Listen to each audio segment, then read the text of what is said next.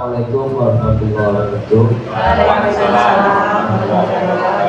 Bapak Ibu yang saya hormati, teman kita Ibu Sarifah Nurbaya akan menyampaikan kegiatan positif baik yang akan di-share kepada Bapak Ibu.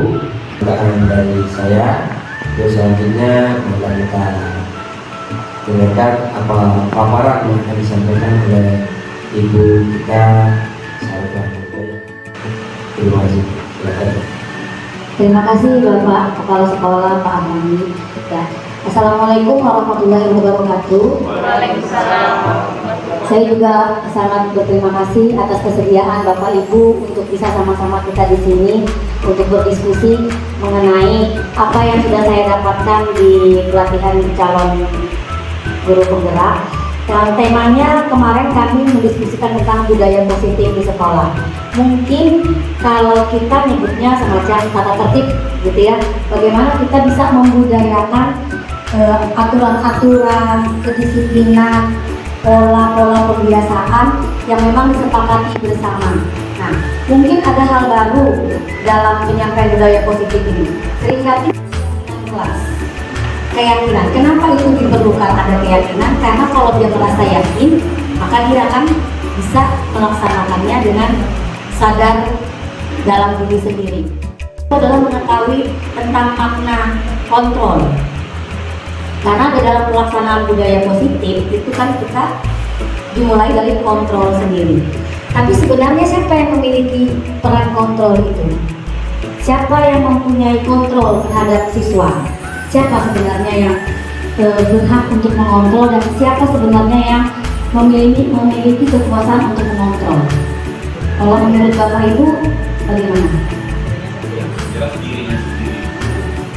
Ya, dirinya Kontrol sendiri. dirinya. Kemudian nanti baik wali kelas atau dari pihak sekolah yang lain, guru mapel untuk bisa mengontrol anak di dalam kelas. Jadi kalau Bapak Ibu mungkin yang lain sepakat bahwa kontrol itu seharusnya datang dari diri siswa sendiri. Lalu bagaimana kita bisa mengarahkan siswa-siswa kita bahwa mereka memiliki kontrol itu? Kita kembangkan di sekolahan dengan menunjukkan membiasakan kontrol diri seperti itu ada tujuan yang ingin dicapai. Pembiasaan-pembiasaan yang positif di sekolah, di kelas itu ada tujuan yang dicapai. Tapi tujuan yang dicapai itu semuanya sama, ingin mencapai nilai-nilai universal. Tidak berpatokan, tidak terbatas pada daerah, pada suku, pada agama, pada wilayah. Tapi nilai-nilai kebajikan itu memang berlaku dimanapun secara global. Lalu bagaimana peran kita sebagai guru di dalam melakukan kontrol terhadap siswa? Apa yang sudah biasa kita lakukan selama ini ketika kita menghadapi siswa-siswa kita yang mungkin dianggap melanggar peraturan atau melanggar tata tertib, atau dengan bahasa yang sekarang tidak sesuai dengan keyakinan kelas? Sebenarnya apa yang selama ini kita lakukan sebagai kita dianggap memang kontrol utama dalam pelaksanaan disiplin adalah siswa sendiri. Tapi kita, guru, itu memiliki kontrol juga terhadap para siswa kita. Selama ini yang kita lakukan biasanya berupa apa ya Bapak Ibu? Peringatan, punishment, hukuman, pembinaan. Kontrol guru itu memiliki 5 posisi. Kita sebagai guru yang mengontrol siswa memiliki 5 posisi. Dan kelimanya mungkin sudah biasa kita lakukan. Hanya saja kita tidak tahu bahwa itulah peran kita. Yang pertama, dan mungkin sering kita lakukan juga Bapak Ibu ya, sebagai pemberi hukuman. Ketika ada siswa kita yang bermasalah, maka kita akan langsung marah biasanya, mungkin menghardik emosi dan langsung memberikan sanksi dengan alasan kamu melanggar aturan, kamu melanggar kata tertib. Dan yang kedua, posisi kontrol guru yang kedua adalah sebagai pemberi perasaan bersalah. Pemberi perasaan bersalah.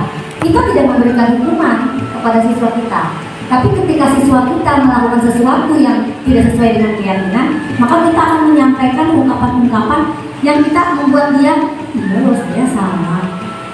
Contohnya mungkin ada guru menerangkan di dalam kelas, muridnya tidak memperhatikan, gurunya tidak memberi hukuman, tapi mungkin dia ngomong kayak gitu, oh kamu kayak gitu ya, saya loh lagi menerangkan, bapak udah menerangkan, kok bisa-bisanya ya kamu nggak dengarkan, padahal kan kamu semuanya disuruh belajar, kok malah main.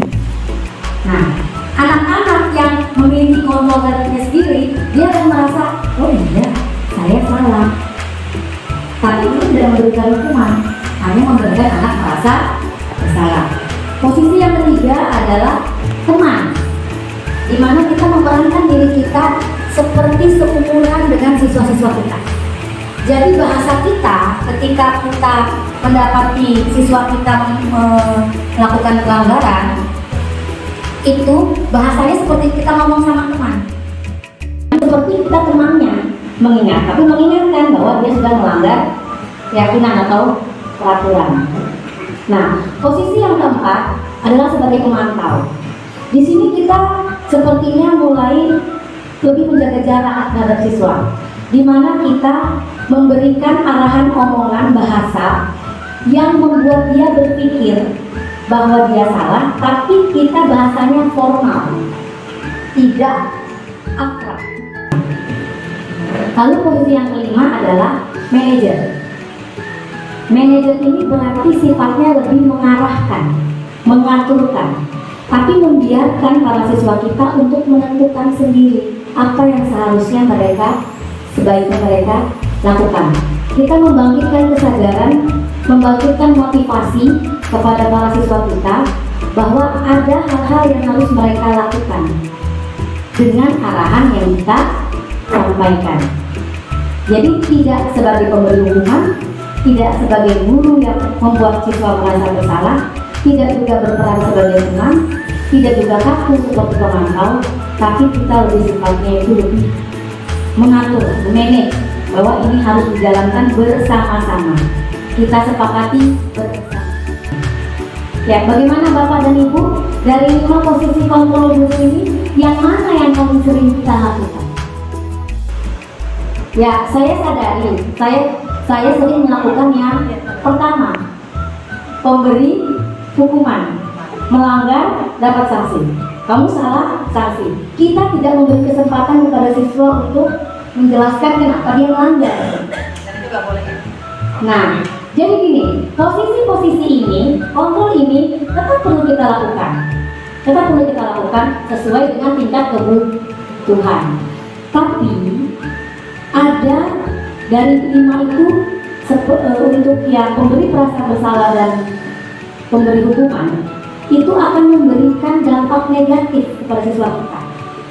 Siswa kita akan mungkin saja dendam sama kita, marah, nggak suka, dan dia melaksanakan apa yang disepakati dalam keyakinan kelas bukan karena dia sadar, tapi karena dia merasa daripada dihukum deh, daripada saya salah-salahkan lagi deh, saya lakukan.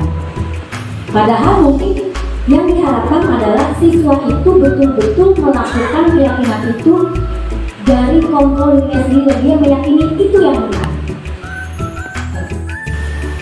Berkaitan dengan posisi kontrol guru ini, ada lagi yang disebut dengan restitusi. Ada segitiga restitusi yang saling terkait. Bicara siswa-siswa yang kita punya masalah ini, kita ajak bicara, biarkan mereka menunjukkan jawaban mereka sendiri dengan arahan-arahan dari kita. Yang pertamanya pasti ketika dia memiliki masalah, kita tanya dulu sama dia, apa yang terjadi? Kronologisnya bagaimana? Kenapa sampai ini terjadi? Setelah mereka dengan perasaannya lebih tenang, tidak ada nada suara tinggi di sini, tidak diskusi, dia akan menceritakan kalaupun misalnya sesaja terjadi perkelahian siswa, itu pasti pada main emosi kan ya? Siswanya emosi. Biarkan dia melampiaskan emosinya, dan kita hanya mendengarkan dulu. Itu adalah langkah pertama dari restitusi. Kita mengidentifikasi permasalahan yang terjadi. Ada apa sebenarnya? Lalu setelah kronologisnya dan konfirmasinya itu sudah terbaca, kita mengarahkan lagi kepada siswa kita, memvalidasi kesalahan. Maksudnya begini, kita mengarahkan secara tidak langsung kepada mereka apa yang mereka lakukan itu adalah suatu kesalahan yang melanggar keyakinan. Tapi biarkan mereka yang menemukan jawaban salahnya di mana. Kita hanya memancing-mancing saja. Seperti mungkin kemarin ya kejadian apa yang sudah terjadi dengan kasus Bujati kemarin.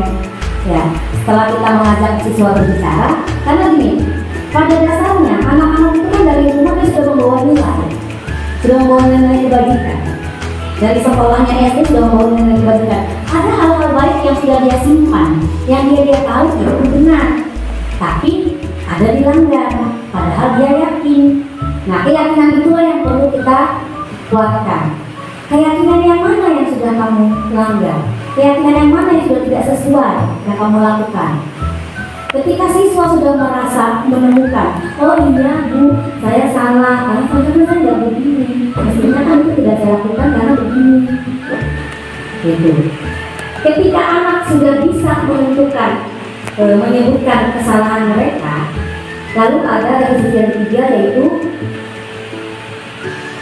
menguatkan keyakinan. Kembalikan ke keyakinan lagi. Apa yang harus mereka lakukan agar kesalahan yang sama tidak terulang, agar mereka bisa memperbaiki kesalahan yang telah terjadi. Sudah ada salah, berarti ada konsekuensinya kan? Mereka yang disuruh mencari tahu atau menentukan memikirkan sendiri apa yang harus mereka lakukan ketika kesalahan sudah terjadi. Nanti ke depannya apa yang harus mereka perbuat untuk tetap menjaga keyakinan agar tidak terlanggar lagi. Dan semua hal yang dilakukan dalam segitiga diskusi ini semuanya menuju budaya positif untuk mengarah kepada nilai kebajikan yang begitu banyak dalam dunia tingkatan pergaulan kita di dunia pergaulan kesalahan.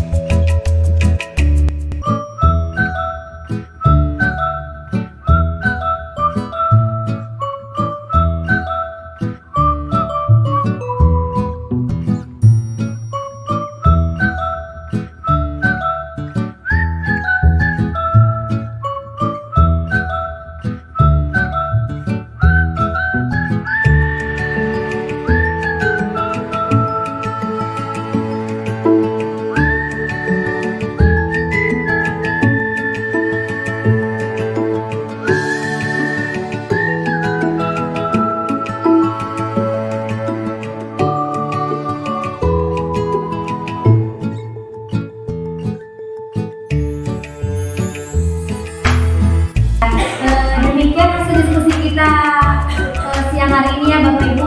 Saya mengucapkan banyak-banyak terima kasih. Semoga dengan apa yang sudah kita sama-sama diskusikan hari ini bisa sedikit menambah wawasan kita bagaimana kita kedepannya nanti mengambil langkah atau mengambil posisi kontrol kita sebagai guru di sekolah. Wassalamualaikum warahmatullahi wabarakatuh.